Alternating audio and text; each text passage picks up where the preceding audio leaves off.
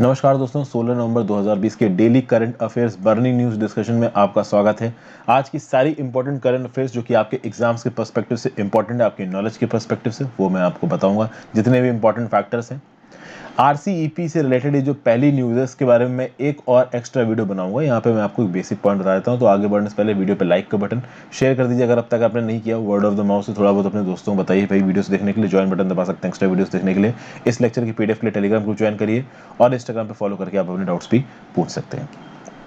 तो बात की जाए China led mega trade bloc RCEP takes of regional comprehensive economic partnership, इसके ऊपर आज से नहीं कई सालों से बातचीत चल रही है और अभी के लिए 15 कंट्रीज के थ्रू, जिसमें सबसे टॉप पे है चाइना। चाइना इसको लूट कर रही, चाइना सबका बाप बना फिर रहा है आज की डेट में, तो आरसीईपी का भी बाप बना फिर रहा है।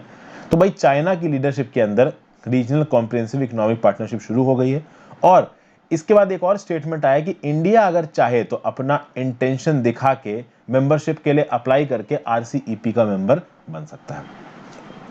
ये सेरेमनी हुई क्या, कब आरसीईपी की फॉर्मुलेशन की? ये हुई 37th एशियन समिट पे, जिसको वर्चुअली इनॉग्रेट किया गया। आप यहां पे देखिए तो मेंबर्स कितने हैं, तो 10 एशियान नेशंस और उसके अलावा 5 और Nations, Australia, China, Japan, south Korea और न्यूजीलैंड। पहले तो जापान ने बोला था कि भाई इंडिया पार्टिसिपेट करेगा तो ही हम करेंगे, नहीं तो नहीं करेंगे, बट फिलहाल के लिए अभी के लिए जापान मेंबर बन गया है आरसीईपी का। ओके, जो ओवरऑल कंट्रीज आरसीईपी की जो कंट्रीज हैं 30% ऑफ द ग्लोबल जीडीपी बनाती हैं। लार्जेस्ट फ्री ट्रेड एग्रीमेंट है ये दुनिया का। कौन सा? आरसीईपी।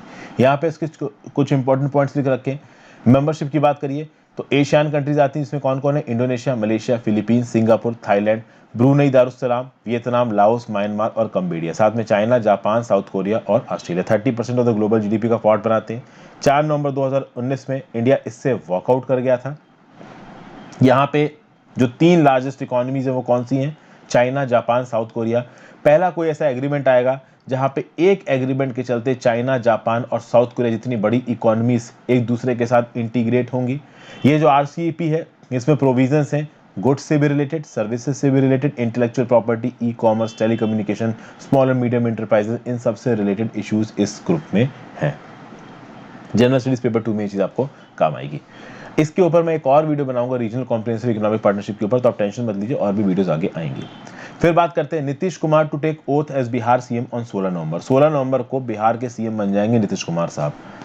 जनता दल यूनाइटेड के जो प्रेसिडेंट है Nitish Kumar sahab, he was elected leader of the National Democratic Alliance legislator party in Bihar on Sunday. ये इन्होंने ओथ ली है, ओथ लेंगे as the chief minister of the state for 4th consecutive term. लगातार जो बिहार की सीएम की गद्दी है उसके ऊपर बैठे हैं। हालांकि इस बार जब नीतीश कुमार साहब बैठे हैं गद्दी के ऊपर तो उनके पास मेजॉरिटी उतनी तगड़ी नहीं है। क्यों? क्योंकि देखिए 243 की मेंबर असेंबली में जो जनता दल यूनाइटेड का अलायंस बोल लीजिए या बीजेपी का अलायंस बोल लीजिए जो बना है, उसमें बीजेपी के पास 74 सीटें हैं। जनता दल यूनाइटेड जो कि नीतीश कुमार की पार्टी, उसके पास 43 सीटें हैं। 2015 में नीतीश कुमार ने 71 सीटें जीती थी, इस बार केवल 43 हैं। और एचएएम जो कि हिंदुस्तान आवामी मोर्चा सेक्युलर, और वीआईपी जो कि विकासशील इंसान पार्टी, इनके पास 4 सीटें हैं। तो टोटल 243 में 125 इनफ है सरकार बनाने के लिए। तो मिस्टर कुमार और बाकी जो 3 पॉलिटिकल पार्टीज हैं, उनके जो अलायंस पार्टनर लीडर्स हैं, वो गवर्नर फागू चौहान से मिले राजभवन में, और ऐसा बोला गया कि फागू चौहान ने इनकी सरकार को अप्रूवल दे दिया, और दे ही देंगे भाई, मेजॉरिटी है तो सरकार को तो अप्रूवल देना ही है। तो याद रखिएगा कि बिहार के गवर्नर कौन है? फागू चौहान। ठीक है। फिर भाई बागजन में जो गैस वेल में आग लगी थी ना आसाम में, इसको पूरी तरीके से किल कर दिया गया, खत्म कर दिया गया। आसाम के ईस्टर्न आसाम के तिनसुकिया डिस्ट्रिक्ट में ओआईएल के एक वेल में फायर लग गई थी। ठीक है। तो 3.7 किलोमीटर की गहराई के खड्डे से नेचुरल गैस और जलती हुई चीजें बाहर फेंकी जा रही थी। और खास बात यह थी कि जो ओआईएल का बागजन ऑयल फील्ड था, ये बहुत पास है दिब्रू सैखोवा नेशनल पार्क के, तो इसीलिए इसको बहुत मुश्किल से कंट्रोल में लाया गया है। तो ब्राइन सॉल्यूशन इसमें फेंका गया है, जिसके चलते आग को पूरी तरीके से डाउस कर दिया गया है। अब ये किल फ्लूइड डाला कैसे गया इसमें? तो भाई किल फ्लूइड इसमें इंजेक्ट किया गया, किसको? सीमेंट लेस्ड केमिकल मड को इंजेक्ट करके इस आग को बुझाया गया है। इसके लिए भैया 60 टन स्नबिंग यूनिट बनाई गई। कैलगरी जो प्रोविंस है आपकी कनाडा की, वहां से 60 टन स्नबिंग यूनिट को मंगाया गया। एंटोनोव AN-24 एयरक्राफ्ट पे 4 नवंबर को इंडिया पहुंचा। स्नबिंग यूनिट कुछ इस तरीके की दिखती है, जहां पे ओवरऑल अंडरग्राउंड ऑपरेशंस में फायर को कंट्रोल करना, माइनिंग करना, इन सब चीज़ों में इस स्नबिंग यूनिट का प्रयोग किया जाता है। जनरल स्टडीज पेपर 3 की ये न्यूज़ है, ज़्यादा इंपॉर्टेंट नहीं है, उसमें बहुत ज़्यादा टेक्निकलिटी में घुसने की ज़रूरत नहीं है। फिर भाई सेक्स रेशियो की बात की जाए तो अरुणाचल प्रदेश का बेस्ट सेक्स रेशियो आया है, मणिपुर का वर्स्ट सेक्स रेशियो आया है, किसमें से? 30 स्टेट्स और यूनियन टेरिटरीज में से। वैसे तो देखिए ओवरऑल जो रैंकिंग हुई है उसमें 6 स्टेट्स का डाटा अभी अवेलेबल नहीं है, तो बिहार का, झारखंड का, महाराष्ट्र का, सिक्किम का, उत्तर प्रदेश का और वेस्ट बंगाल का डाटा अभी अवेलेबल नहीं है। लेकिन जो डाटा अब तक निकल के आया उसमें अरुणाचल प्रदेश में देखा गया कि 1084 फीमेल्स वर बॉर्न पर 1000 मेल्स, नागालैंड में 965, मिजोरम में 964, केरला में 963, कर्नाटका में 957।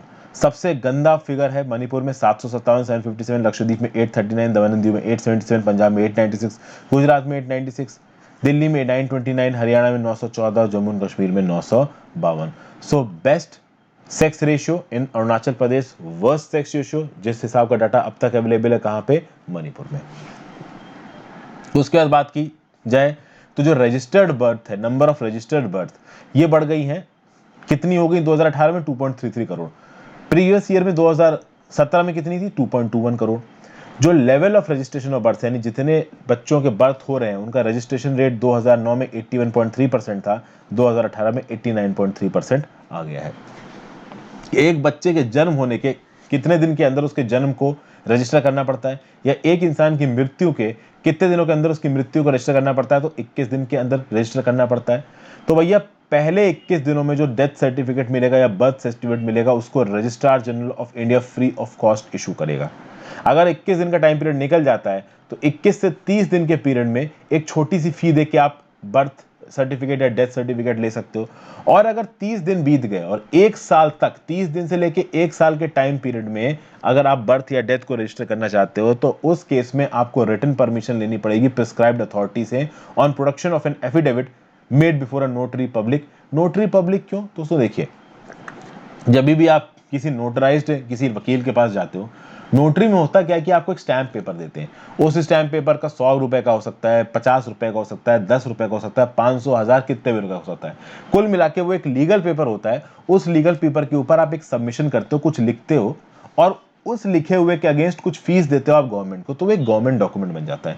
यानी कि आपने कुछ लिखा और उस चीज का प्रूफ आपने as a stamp paper of government जमा करके लिखा, तो मतलब गवर्नमेंट के रिकॉर्ड्स में उसकी एक ऑफिशियल कॉपी चली जाती है और वो एक ऑफिशियल गवर्नमेंट रिकॉर्ड बन जाता है। तो 30 दिन के बाद और 1 साल तक अगर आपको डेथ या बर्थ सर्टिफिकेट को रजिस्टर करना है तो नोटराइज्ड पेपर के थ्रू कुछ स्टैम्प ड्यूटी भर के आप करवा सकते हो।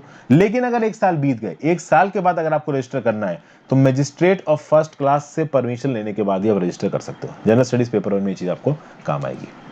फिर नेक्स्ट यूएई। तो UAE to widen golden visa eligibility criteria कुछ नहीं है दोस्तों। गोल्डन वीजा मतलब कि 10 साल का रेजिडेंसी परमिट यूएई में। यूएई की अगर आप लोकेशन देखो तो बहुत जबरदस्त स्ट्रेटेजिक लोकेशन है। यहाँ दिख रहा है आपको यूएई, दो बहुत इंपॉर्टेंट सिटीज हैं, अबू धाबी, दुबई। बहुत सारे लोग करोड़पति, अरबपति बन गए इन शहरों में जाके। इंडिया का एक बहुत बड़ी पॉपुलेशन इन शहरों में रहती है।